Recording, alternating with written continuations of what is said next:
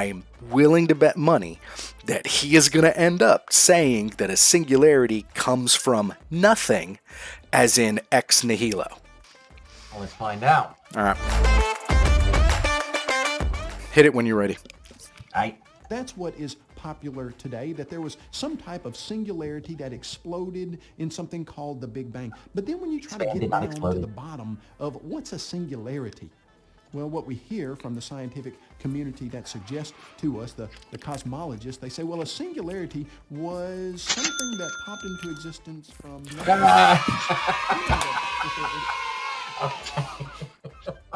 All right. I am not a prophet, nor am I psychic. Just put that out there. What were you going to say, man? What I was going to say was that this is something I always find really interesting about these conversations.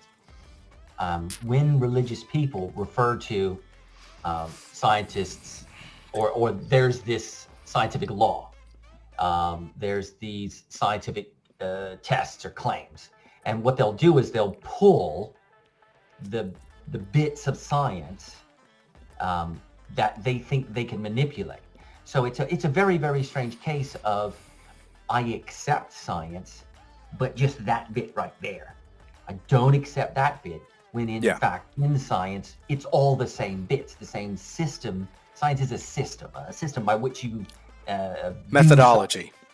And if I think you're talking about the methodology of the scientific method, is that where you're trying to kind of? Yeah. Okay.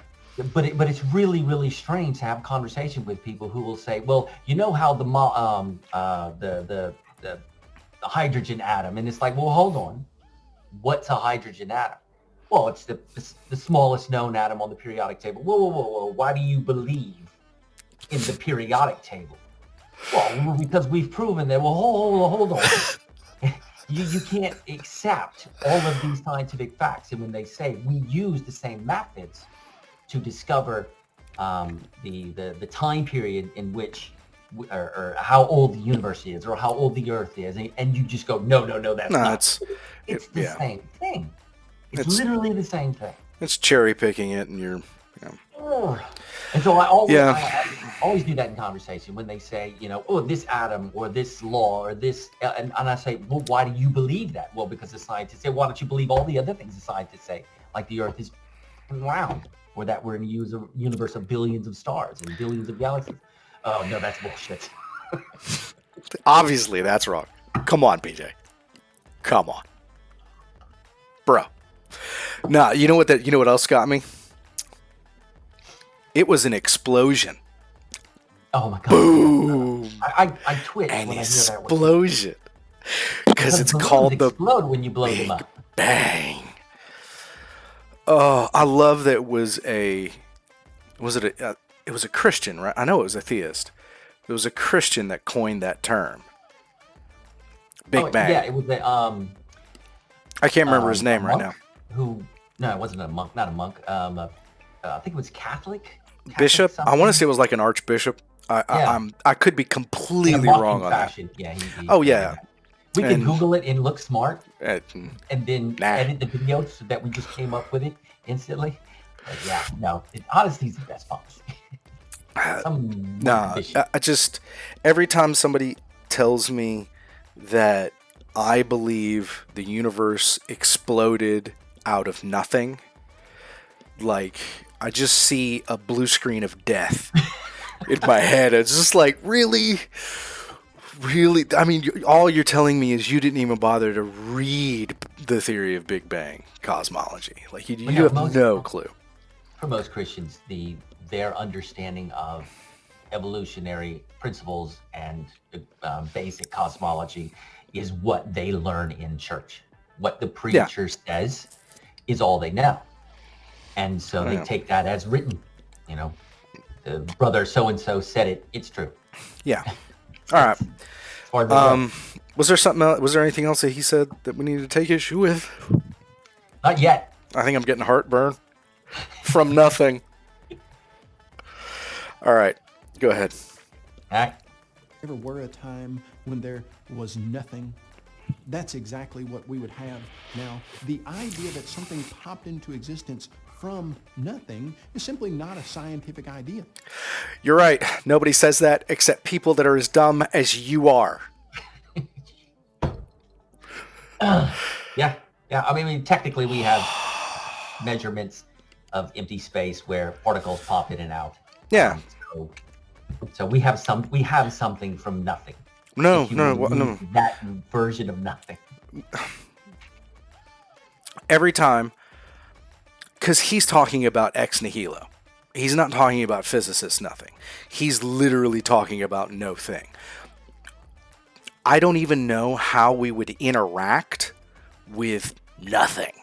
It would need some attribute, some characteristic for us to be able to test and interact with it. But once it has that attribute or characteristic, it no longer becomes nothing. Hence, like, you're stuck at the idea of nothing. I have a case of no thing in my closet right now. We could do experiments on it. It's literally labeled no thing. And so I think he's right. We have a no thing. Well, I just, like, the idea of, it's like, it's not scientific to say something came from nothing. Yeah, so stop. So stop saying scientists say that. What a space wizard created the universe is a completely scientific statement. Obviously. All right, sorry. It's my pet. I hate that. I hate the ex nihilo. You see, they're suggesting that singularity is somehow natural, but it behaves supernaturally. Nope. I paused it. Go ahead. I could see it building in you. Oh my God, what? In your soul, PJ. I saw it in your soul. The universe expanded. We're in it. We're something. We are literally made of the same material as the rest of the universe. So there is, depending on your flagrant use of the word supernatural, there is nothing supernatural about the elements on the periodic table. Well, did you notice he misapplied? He has a false definition of what a singularity is. He has misapplied what physicists mean when they say nothing. And then he smashed it all together in this straw man of an argument. Well, that's the most effective way to convince people who don't understand any one of those individual subjects, or topics, into agreeing with you when you sound like you know what you're talking about. All you have to do is be confident, and anyone will listen to anything you have to say. I'm confident he's nothing. Confident. I'll let you hit play when you're ready, man. I will fight you for the play button. They said that singularity wouldn't have followed the laws of nature. Well, then, so what are we left with?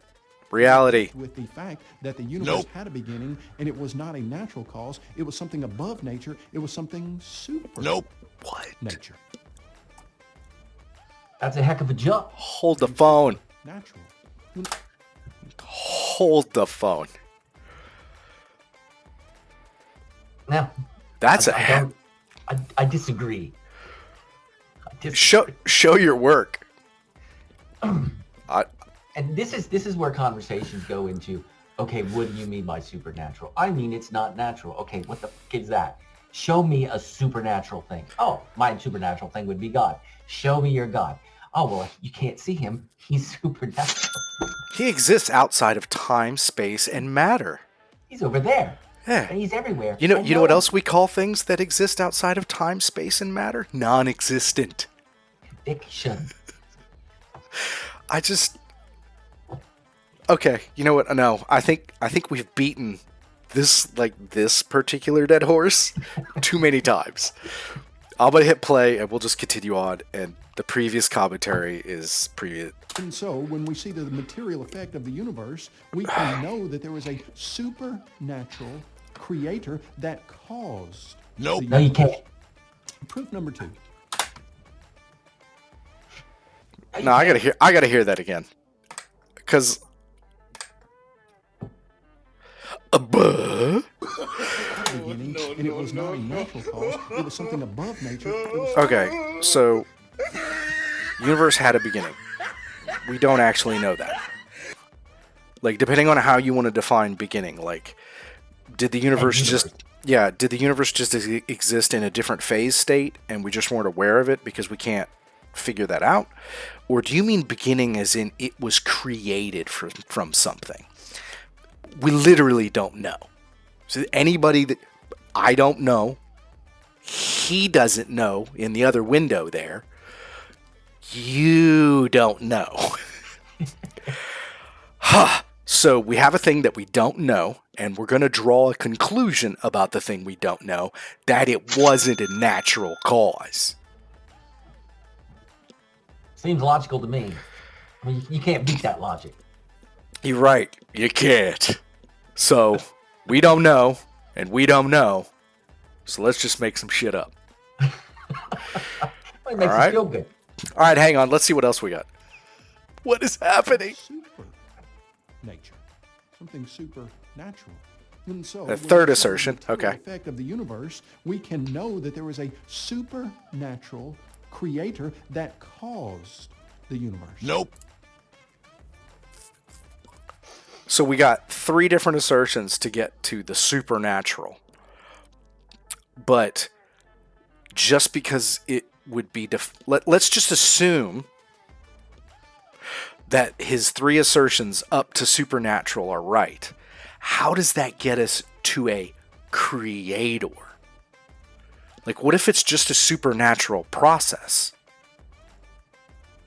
Well, who created the supernatural process? The supernatural creator process. I know, but like there's a leap that we've gone to just get to a creator rather than a cause. Well, I'm sure he's going to say that he has that the cause must be a creator, and he's got like a name like Phil, like or Jesus or something. Rolling. One of my favorite bits of this part right here is the phrase "we know." Yeah, no, we don't. Knowledge is demonstratable. Get to it. It's to me, it's like really cute. It's like if my kids go, "We know the tooth fairy is real because there's no tooth under my pillow and there's money."